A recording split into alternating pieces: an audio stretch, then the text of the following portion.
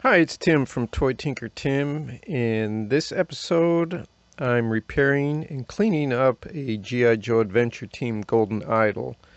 It's a bit of a different approach this episode because I'll cover two different ways you could take for a similar repair.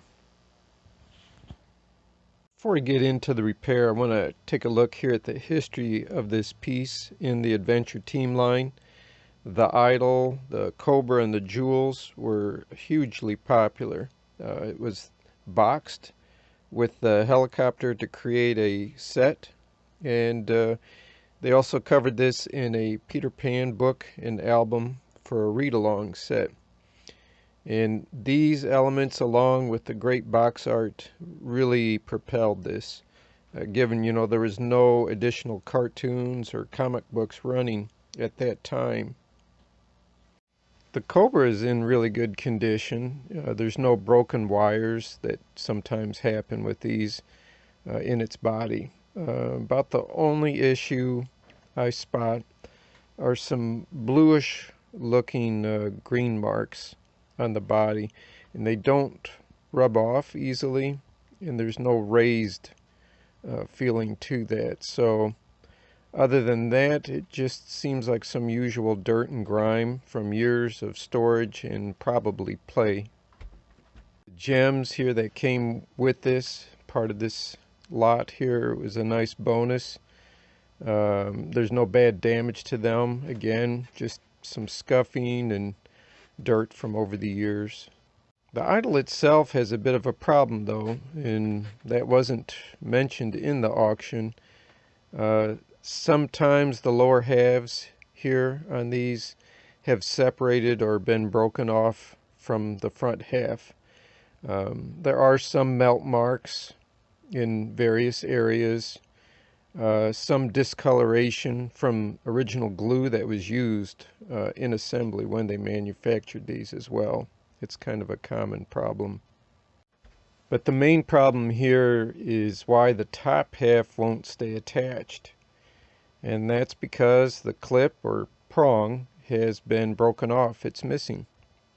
I already have one of these, so I can show you better here what's missing. And you can see how this break has sheared off almost flush with the back half of the idol. So most likely this is an issue other collectors have had and faced as well.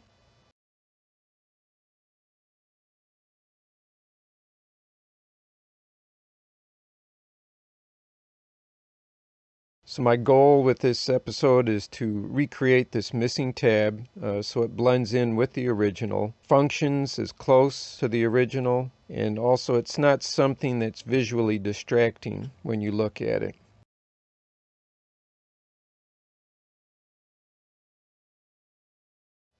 This is a good piece, so we don't want to scrap this. It'll definitely be worth the time and the effort we put in here to make it a functionable item again.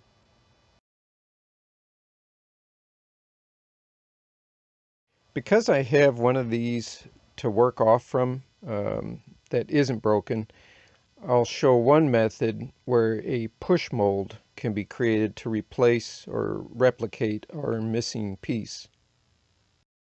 To start with, I'm going to use some Sculpt, which is a brand name for polymer clay. This doesn't harden from exposure to air. It only hardens when it's heated. But to prepare it for use, you have to knead it by hand to soften it up to work with it. There's many formulas and colors of Sculpt polymer clay available. Here I'm using what I currently have on hand for this project. Now I carefully press the Sculpt over the tab. I'm trying not to wiggle it as I'm pressing it on or taking it off. And I want to lift it off at just a slight angle. I'm trying to maintain the shape of the tip of the tab. Now's the time to bake the Sculpt. It's 275 degrees, and I'll do this for about 10 minutes. It's all cooled down, and I have my push mold. I'm going to be working with epoxy resin. So I want a mold release on this. I'm using a universal mold release from Smooth On, but I believe Sculpey has materials just like this available for their product. I use the steel stick epoxy resin, which can be very sticky until it sets. So to keep chemicals off your skin, wear gloves.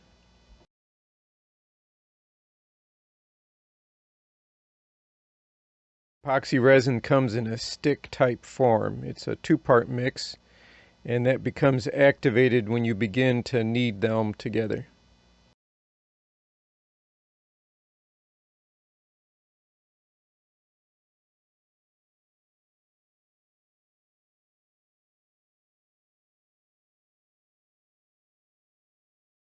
It's going to go from a light gray to a kind of a uniform black or very dark gray when it's been thoroughly mixed together.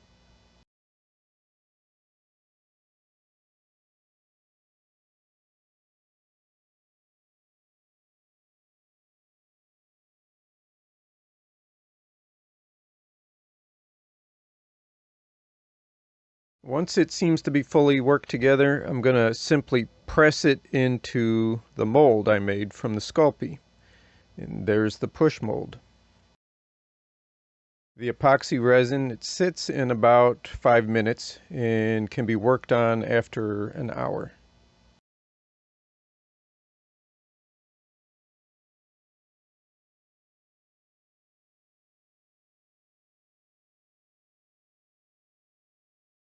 As I work this into the mold, making sure it's completely filled it, I'm also making sure not to wrap the epoxy too far around the edges of the push mold, or I'll really be having some problems trying to get it apart once that epoxy is hardened.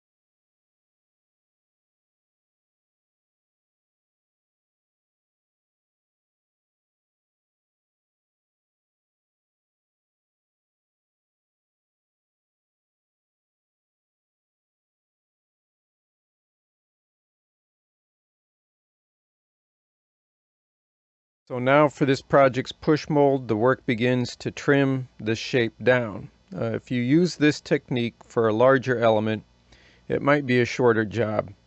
But this is such a tiny piece that requires trimming to fit up in a more precise way. It's a little more time consuming.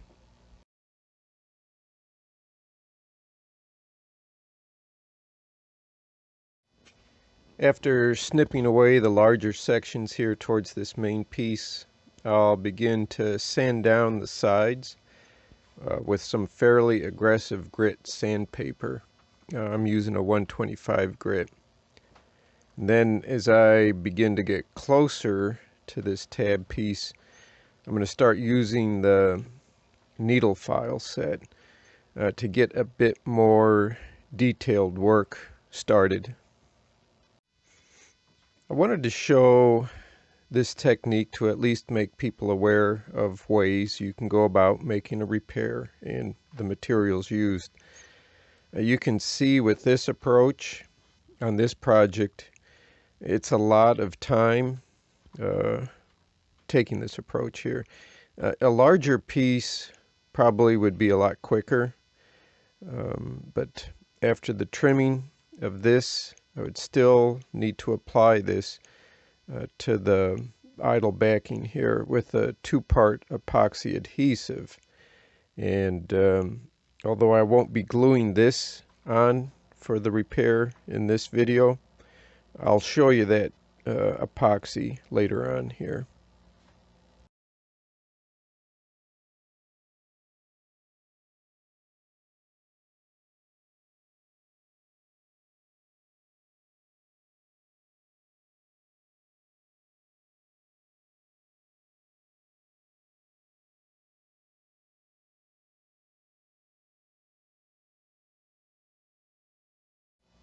My personal choice approach for this is an epoxy sculpt. Because I'm building directly onto the plastic piece I'm repairing, I'll be cleaning the surface with rubbing alcohol first to remove any dirt, oil, just general buildup from over the years. So the epoxy is going to have a good surface to adhere to.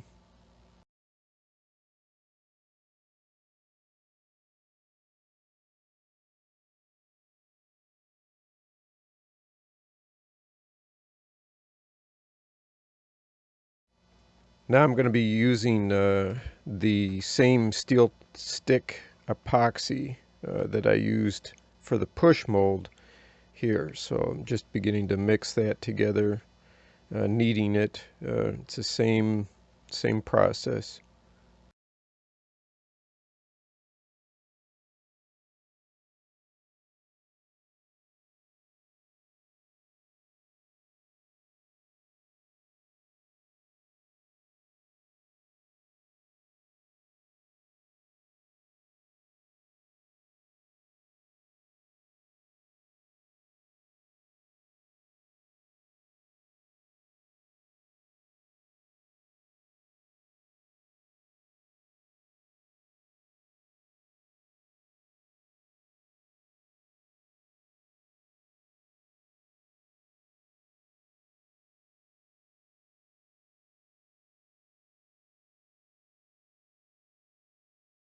So I have the gloves on for the mixing and the kneading, but to apply this epoxy resin to the plastic piece, I'll be taking the gloves off first because I don't want to get any of that onto the idle.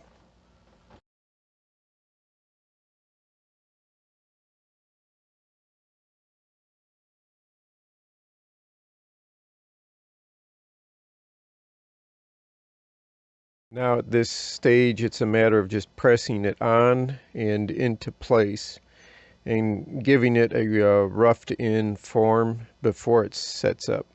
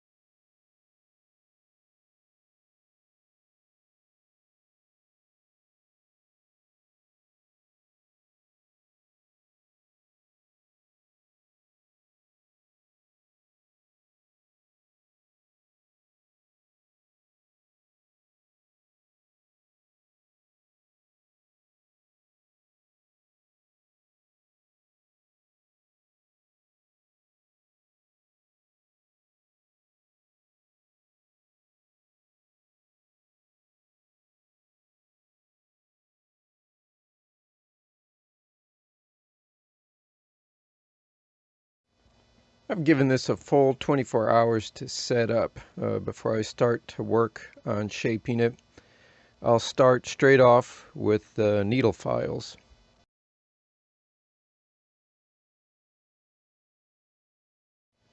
I'm using a flat-sided blunt tip and a flat pointed tip file to begin with.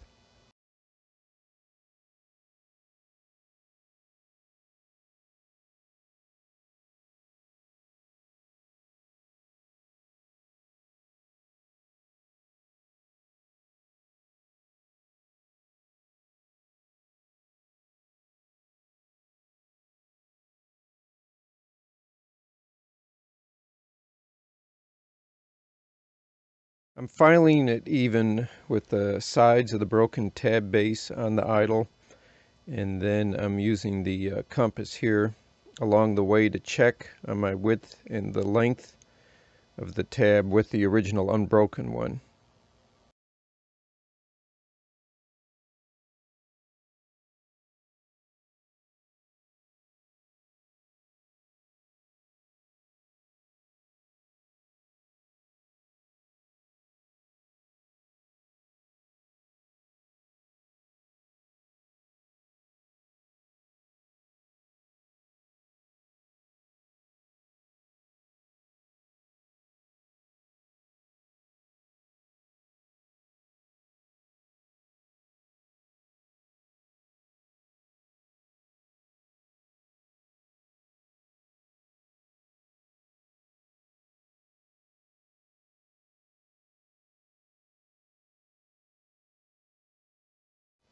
So these three file shapes have been the primary ones I've used to this point.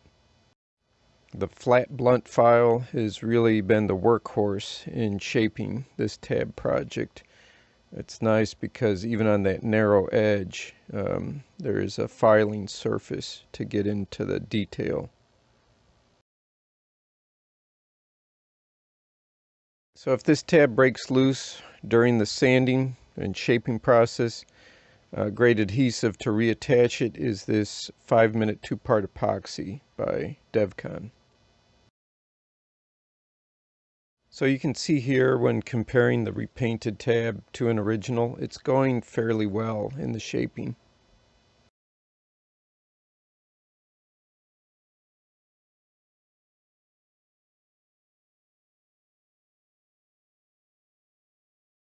We're going to do a quick fit test here along the way to check the notch on the repair, and it's a nice snug fit.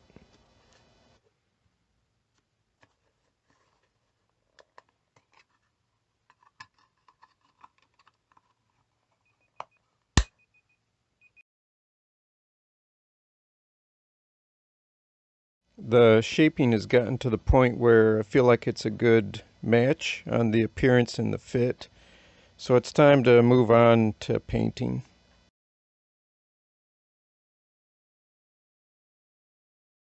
An enamel paint for this would be ideal, but what I do have on hand is this excellent watercolors by Yasutomo. I hope I pronounced it right. And I have a pale gold and a reddish gold in this that will work nicely here. The plastic has a certain transparency that obviously the epoxy putty here won't. So I'll do my best to get an even match. And since it's a watercolor, I'll be mixing in acrylic satin varnish with the paint to build a durable coat. If you like to follow along, the brush I'm using here, it's a number 5 round tip. It's a natural bristle.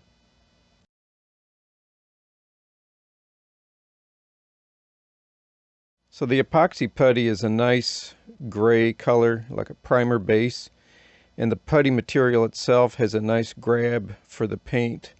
So giving it a good quick dust off of any fine debris, dust out of there, and we'll be ready to paint.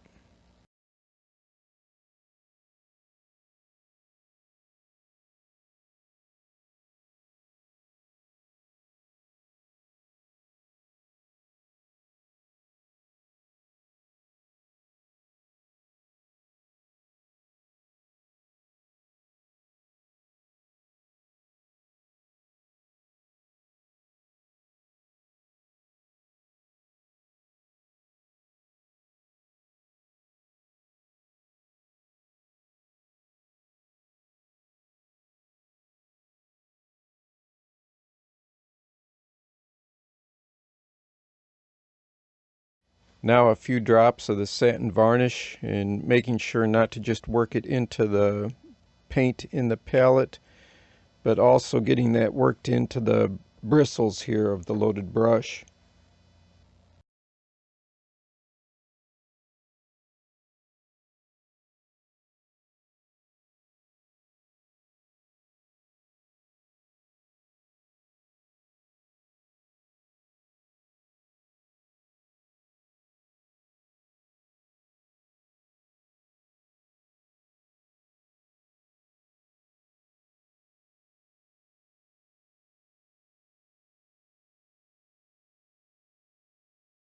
See here how well that epoxy holds the paint. It really grabs on well.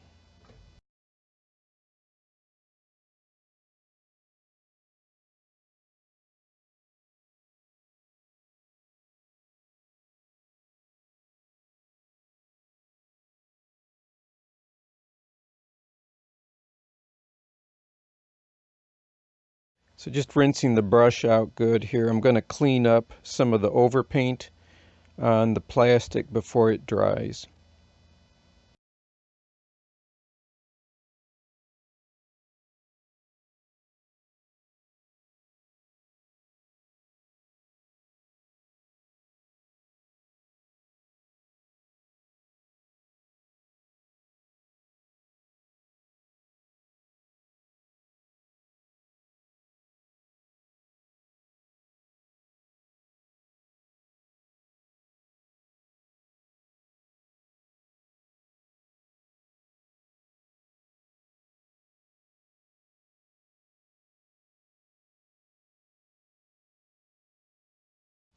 taking a look at the repair and comparing color as well after a couple coats of this reddish gold. It's looking pretty nice. And again, the transparency of the plastic, it's allowing some light to pass through it. And I won't have a perfect match to duplicate that. But I'm going to repeat the process of the painting that I used for the reddish gold now with the pale gold. So my goal is here, the transparency of the watercolors should help to build a look more closely matching and blending in with the plastic.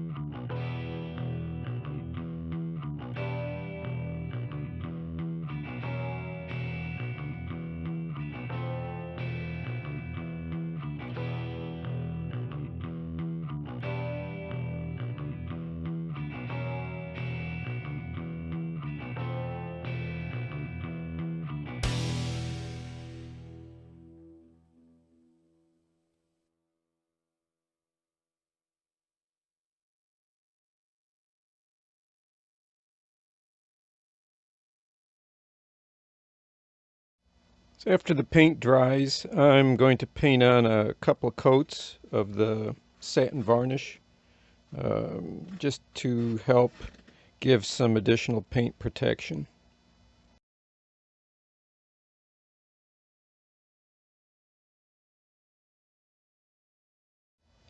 While the paint dries, I want to take a look here at the heavy lines of melt marks right along the edge here where the two pieces line up. Some of the glue discoloration is from the original production. You'll see this a lot on the idol figures and also on the diver helmet. There's the glued edges as well. It seems like the gold plastic items kind of have these glue marks. To get the heavy melt mark off, I'm using a needle file here again.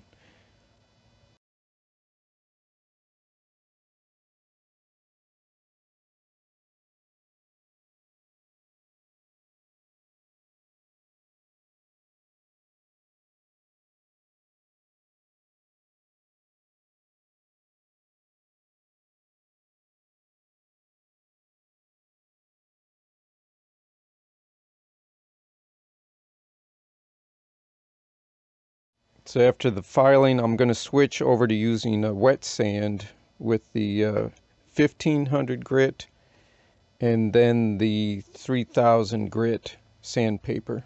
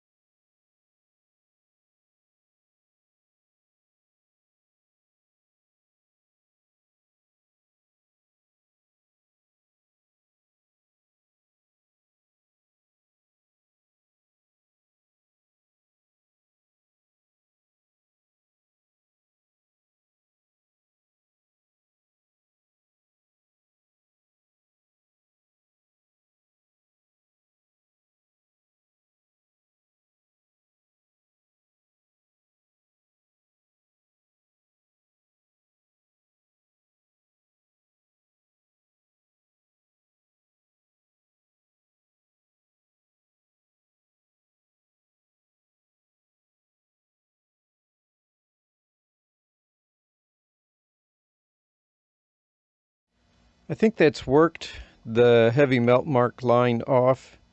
The paint on the repaired tab is dry. I had to put a couple of additional coats of just the clear satin varnish on top of that. And I'll probably go over the whole idol with plastic polish to bring back a little luster and take off some additional scratches and scuffs that the years had put on it.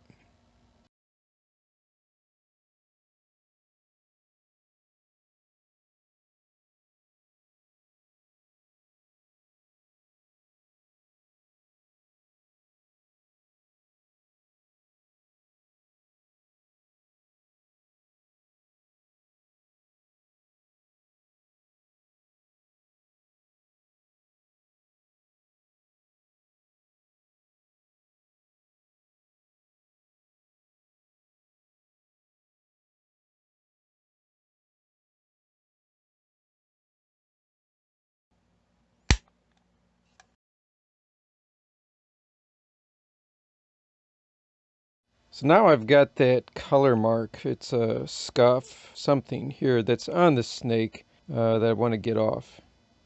Soap and water first did nothing, but I don't want anything that's going to be too strong that might mess up the rubber or take the already fading black paint off. So I'm going to use some 70% rubbing alcohol on a cotton swab just so I can carefully work right onto the paint marks here.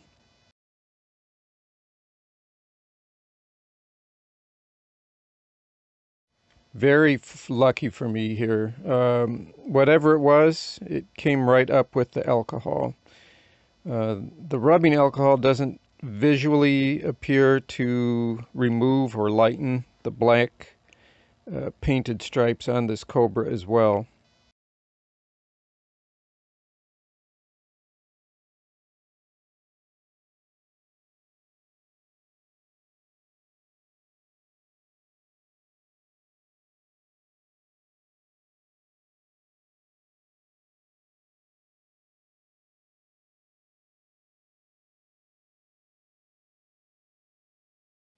The gems are scuffed and scratched from play and age, so I want to polish them up a bit with the Meguiar's Plastex plastic polish.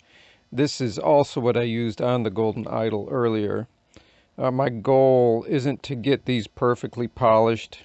I still want them to have a little show of their age and authenticity there, you know, from some of the scuffs and marks.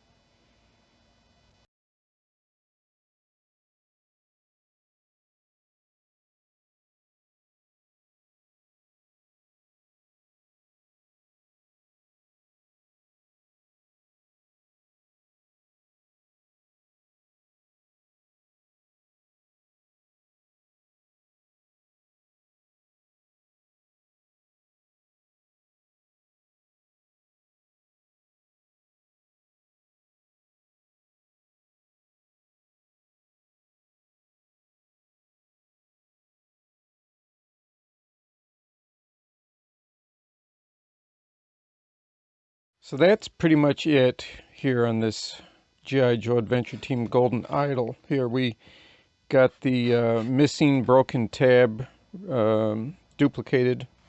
So we got a good color match here going through some different paints. I was able to take out a little bit of melt mark on the back of the idol there. We gave it all a total just light polish, and we got the paint or whatever it was that was on the Cobra. We found out the rubbing alcohol is pretty safe, safe bet to use if soap and water doesn't get it off, and brought a little more luster back to those vintage gems here for the set. So, hope you enjoyed this episode, picked up maybe some new ideas, techniques, materials that you can use on your collections. Hit the like if you enjoyed it, share it with some other collectors, vintage toy collectors, repairers. If you haven't hit the subscribe yet here for Toy Tinker Tim, please do. And thanks for watching.